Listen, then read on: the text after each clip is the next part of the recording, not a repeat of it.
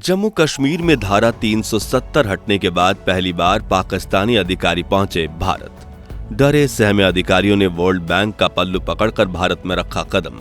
क्यों भारत से ही बहने वाली सिंधु नदी के पानी को लेकर पाकिस्तान ने उठाए सवाल, और कैसे सिर्फ एक झटके में भारत कर सकता है पाकिस्तान का गेम ओवर।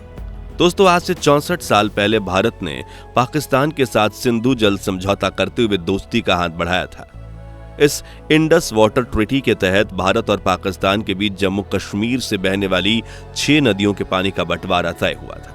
लेकिन वर्ल्ड बैंक ने इस ट्रीटी में भारत के साथ अन्याय करते हुए इन नदियों से बहते हुए कुल पानी का 80% हिस्सा पाकिस्तान को दे दिया था, जबकि सिर्फ 20% हिस्सा ही भारत के हाथ लगा था। लेकिन फिर भी उस वक्त के प्रधानमंत्री जवाहरलाल नेहरू ने इस समझौते पर दस्तखत करके पाकिस्तान को सुधरने का एक मौका दिया था, ताकि उसे यह एहसास हो कि भारत पाकिस्तान का दुश्मन नहीं बल्कि दोस्त है।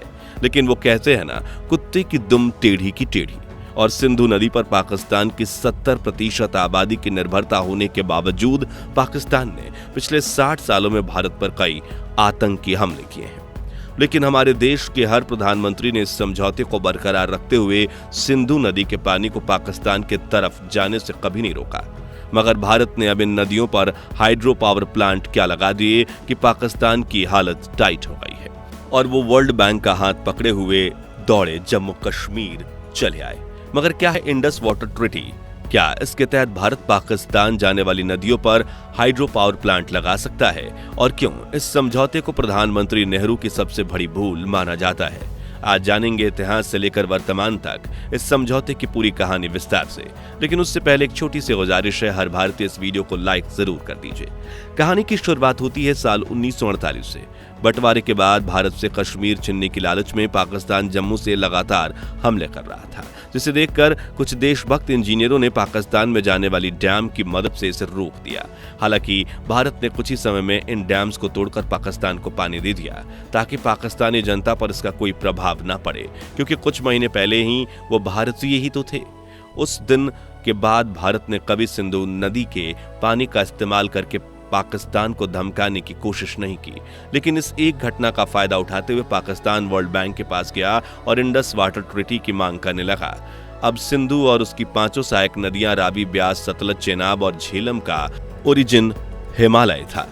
और आपको बता दें कि सभी नदियां भारत से होकर गुजरती थीं। ऐसे में अगर भारत इन सभी नदियों का पानी रोक देता तो पाकिस्तान में भयंकर सूखा पड़ जाता। इतना ज्यादा सूखा कि करोड़ों लोग प्यास से मर जाते और 70% पाकिस्तान रेगिस्तान में तब्दील हो जाता। पाकिस्तान के गवर्नर जनरल मोहम्मद अली जिन्नाह ने अकड़कर यह कहा कि पाकिस्तान पूरी तरह से रेगिस्तान बन जाएगा, वो चलेगा, लेकिन हम हिंदुओं से मिले पानी के भरोसे नहीं रहेंगे। लेकिन उनकी इस बात को नजरअंदाज करते हुए पंडित नेहरू ने कहा कि सिंधु घाटी में भरपूर पानी है, जो दोनों देशों की जरूरतों को पूरा करने के लिए काफी है। साथ ही उन्होंने समझौते करने के लिए भी हामी भर दी और कई बड़े बड़े कंसेशन भी दे दिए। बेशक ये भारत की तरफ से पाकिस्तान के लिए दोस्ती का हाथ था, और पंडित नेहरू ने यह कदम कश्मीर में शांति स्थापित करने के लिए लिया था। लेकिन पाकिस्तान इसके लायक न तब था और न आज है, जिसका अंदाजा आप दोनों देशों की तरफ से पेश किए गए समझौते के प्रपोजल से ही लगा सकते हैं। तो जहां भारत ने इस संधि में पाकिस्तान को सिंधु नदी का 76% हिस्सा देने की बात रखी, वहीं पाकिस्तान ने भारत को सिर्फ 13% हिस्सा देने का प्रस्ताव रखा। यहां गौर करने वाली बात है कि इस समझौते की कमान भारत के हाथ में थी, क्योंकि ये सभी नदियां भारत से ही होकर गुजरती थीं। लेकिन भारत के इस प्रपोजल को देखकर वर्ल्ड बैंक समझ गया कि इंडिया एक सॉफ्ट टारगेट है और वो जल्द से जल्द ये समझौता करना चाहता है। इसलिए वर्ल्ड बैंक ने पाकिस्तान की तरफदारी करते हुए एक नया प्रपोजल पेश किया, जिसमें भारत को रावी, ब्यास और सतलज जैसी पूर्वी नदियां देने की बात थी, और पाकिस्तान को सिंधु, चेनाब और झेलम जैसी पश्चिमी नदियां। लेकिन इसमें सबसे बड़ी गड़बड़ी थी पानी के बराबर बंटवारे को लेकर।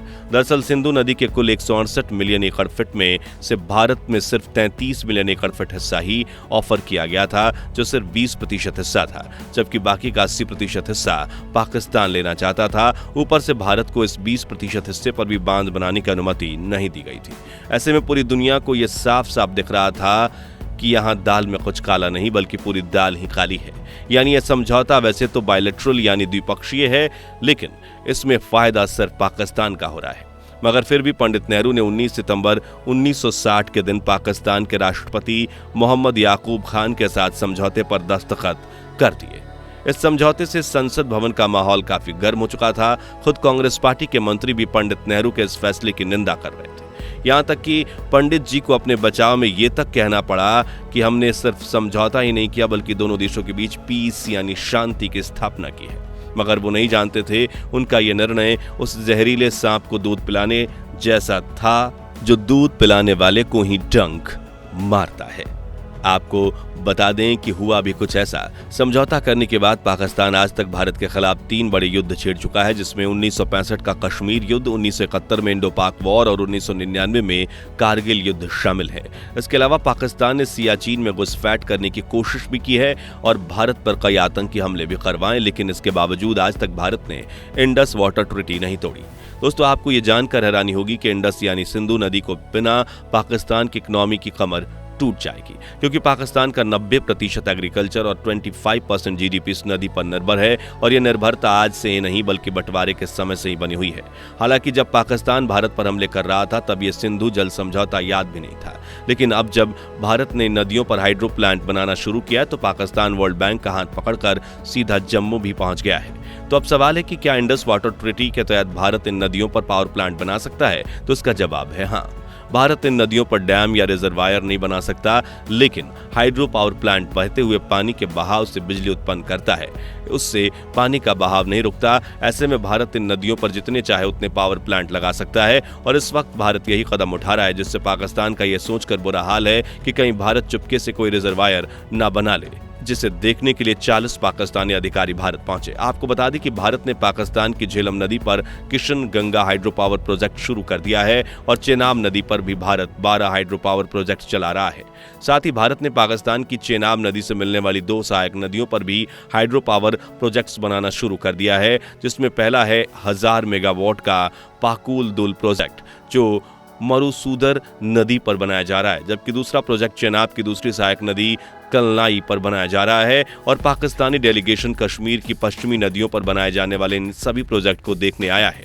और कहीं भारत उन्हें ये ना बिठा ले कि डर से पाकिस्तानी अधिकारी अपने साथ वर्ल्ड बैंक के अधिकारी को भी ले आए हैं। दोस्तों, कई विशेषज्ञों का कहना है कि भारत को अब इस इंडस वाटर ट्रीटी पर एक्शन लेना चाहिए और इसमें बदलाव करना चाहिए, क्योंकि इस समझौते के वक्त भारत के साथ नाइंसाफी हुई है और इस वक्त पीने के मीठे पानी के मामले में भारत काफी मुश्किल दौर से गुजर रहा है। अपने पिछले भी कुछ महीनों में बेंगलुरु और दिल्ली में वाटर क्राइसिस की खबरें सुनी होंगी। ऐसे में अपने हक की चीज वापस मांगने में कोई हर्ज नहीं है और सिंधु नदी का थोड़ा सा हिस्सा ज्यादा मिलने पर भारत अपने रिवर इंटरलिंकिंग प्रोजेक्ट की क्षमता को काफी बढ़ा सकता है।